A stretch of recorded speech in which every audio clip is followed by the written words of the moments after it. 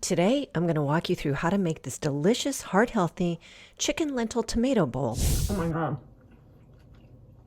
It's really good. Hi, I'm Jerry. Welcome to my Heart Healthy Meal series. Quick confession, I've never been one for the kitchen. I burn more food than anyone I know, and I have the worn down smoke detector batteries to prove it. Even today, I have one pot, one pan, an air fryer, and no oven. Yeah, you heard that right. No oven. But I had a wake-up call about my heart health, and I needed to change how I eat. So I decided to learn to cook a few things. And as it turns out, heart-healthy food doesn't require fancy cooking skills or even an oven. It just requires a few basics and a willingness to try. If I can do this, you absolutely can. Welcome to my Paris Heart Healthy Kitchen. I'm going to start by boiling some lentils. That takes the longest, but because I don't want just plain lentils, I am going to start by giving it a little bit of flavor. I'm going to put about a tablespoon of extra virgin olive oil, which is really heart healthy. And I'm going to put some onions. I use frozen onions that are already cut, so that I don't have to worry about cutting them. Oops, that's a lot of onions. You just want to cook these onions over kind of a medium-high heat. As you know, I don't cook. I'm very, very elementary. I literally have one pan, one pot, and one, I don't even know what you call it. It's like a pan, but it's this deep, and it's got two handles on it. So it's not really a pot, and it's not really a pan. I don't really cook, but I will say this. I've learned over the years to be careful about cooking things over heat that's too high, because I've burned a lot of food that way. So just cook these for about a minute or two, maybe 3. They say until they start getting translucent. I like the smell of cooked onions. It smells really good. They're starting to get translucent right now. I'm going to reduce the heat on that while I get the garlic ready. So what you want to do is you want to smash this garlic, like just hit it really hard. That'll help make the skin come off of the garlic. There you go. So I've got this gigantic clove of garlic. And if you're a beginner as well, and you are constantly cutting your hands like I am in the kitchen, I have no sharp knives because I cut myself so often. So I have this little itty bitty grater for the garlic, but I use a glove, because I don't know how to grate things and not end up cutting my fingers at the end. So this lets me just go at it as fast as I want, and good, no cuts, not hurt myself. I'm going to add the garlic. From what I understand, you just need to cook it for about a minute.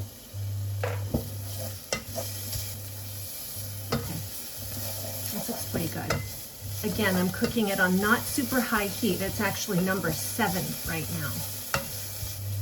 I learned from a friend of mine who also lives in Paris, and she cooks a lot, and she told me that number 6 was the number for medium high heat. So I have number 7. So it's a little bit higher than medium high. From what I understand, my friend Allison told me she cooks a lot. She's an amazing cook. All my female friends are really good cooks. Okay, that's a minute. So I'm going to take this off the heat.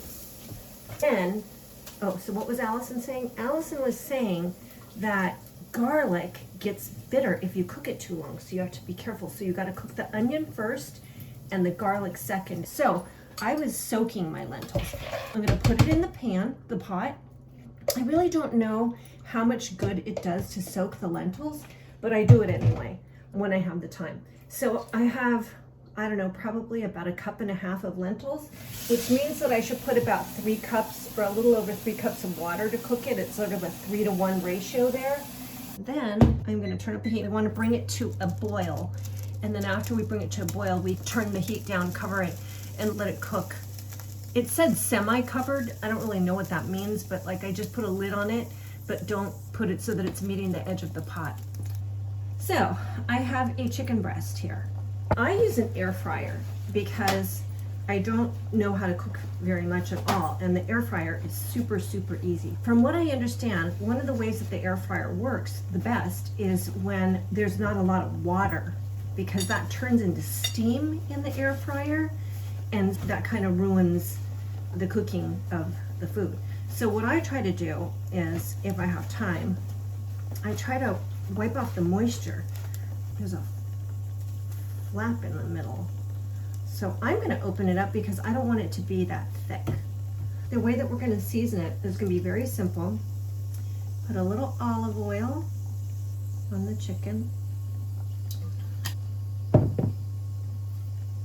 We just want to get the olive oil all over the chicken. And then put a little bit of salt and pepper. And I'm going to put onion powder as well. So this is salt.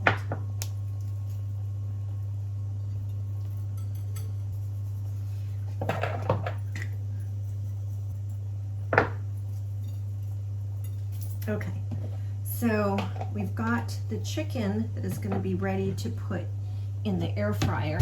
And then I'm also going to make some tomatoes.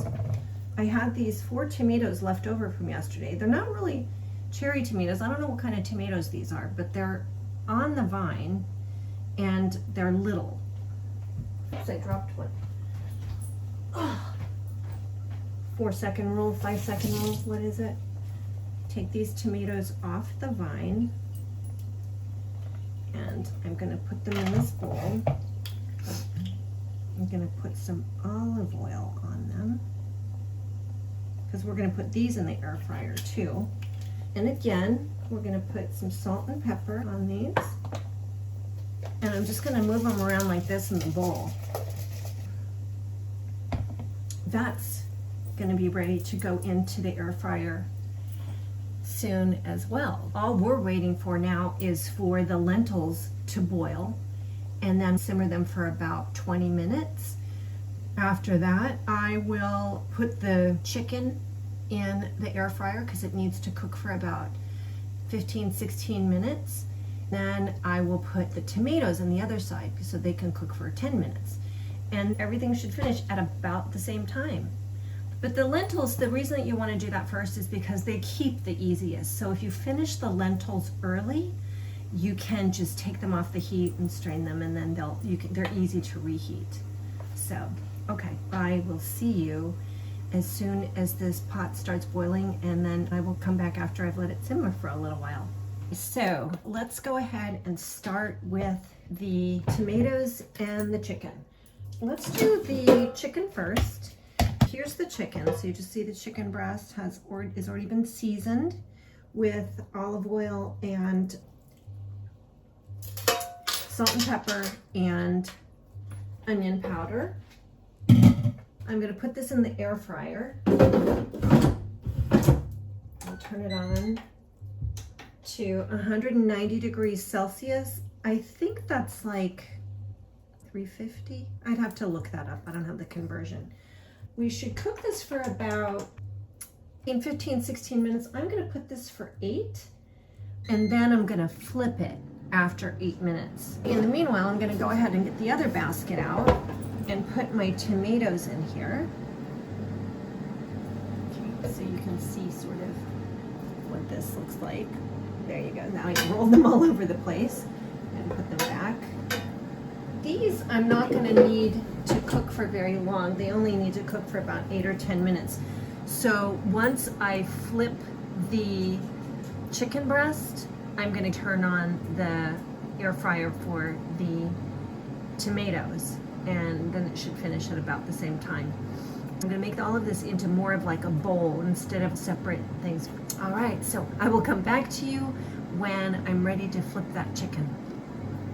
The chicken is almost ready to be flipped. It's got another 30 seconds or so. In the meanwhile, I have my baby spinach in a colander. That is what I'm going to add to my lentils. Now the cool part about this is raw. You don't have to cook it because spinach cooks really, really fast. just the heat from the hot lentils will cook it. I'm gonna be mixing it together, which is a really, really good base. And I'm gonna show you what I do to it, but it keeps, you can stick it in the refrigerator and you can use this for other meals. If you want to cook some other type of protein, it's a really, really good base. Okay, so that lets us know that the chicken is ready to be flipped. So I'm going to get my tongs out and flip it over. There you go. Now I'm going to stick it back in for another 8 minutes. I'm going to go on roast again, stick it back in for 8 minutes. And then I'm gonna go for side number 2. I'm gonna go roast as well and go for 8 minutes on this side and then press start. So those two are gonna be cooking the same amount of time. And then when we're done, we're gonna come back to the lentils and mix in the baby spinach. We're almost there. And while we're waiting for the chicken and the tomatoes to cook, I'm gonna start on the lentils. I want to make sure that they're tender. They are. I've got my baby spinach, put that in the sink. I'm going to take this off the heat and pour this directly over my baby spinach. Okay, as you can see, the spinach is pretty much almost cooked already. Then I'm going to put it back into the pot. I'm going to mix it up a little bit, and then I'm gonna season it. You can add a teeny bit of olive oil, and then a little bit of salt here, some pepper, and then, because I like it to have a little bit of a kick, I'm gonna put a little bit of dried jalapeno pepper. Not a ton. And I'm gonna mix this. I'm going to start making my bowl. Put a little bit of the lentils in with the spinach. I'm going to put about a tablespoon of Greek yogurt in this. It's difficult to find zero-fat Greek yogurt in France, but I'm sure if you're in America, that's not that difficult to find. I'm going to mix this up so that the lentils get creamy. I like creamy lentils. I just do a little bit of a base like this. If you're gonna keep this, I have all this leftover and I'm gonna be eating this for lunch and dinner probably tomorrow. You don't wanna add the Greek yogurt to it because it just doesn't keep that well. It can get a little watery. So I like to make sure that I mix in the yogurt separately. So the chicken and the tomatoes looks like they're done.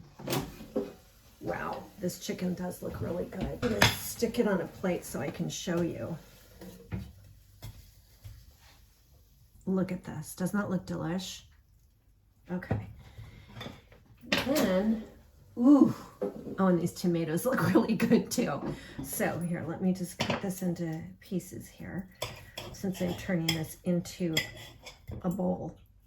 Now, cutting this up is optional. You can just put the chicken breast as a whole piece on top of the lentils, but I'm trying to make it look nice because I'm trying to show off for you guys on how good this can be. So I'm trying to arrange it so that it looks yummy. Oh wow, these tomatoes look pretty dang good. There you have it. This is a, oops, it's sliding out of the bowl. This is a heart-healthy chicken breast and lentil and tomato bowl. It's really easy and it's tasty too. So 1 second, let me just show this to you guys.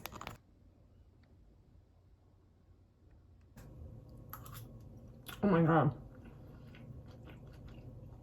it's really good. I mean, considering that I don't cook, I have literally one pot, one pan, and that other thing that I don't even know what it's called, and an air fryer. I don't even have an oven. I just want to eat heart healthy. And this is really good. Okay, guys. I'll see you next time. Bye.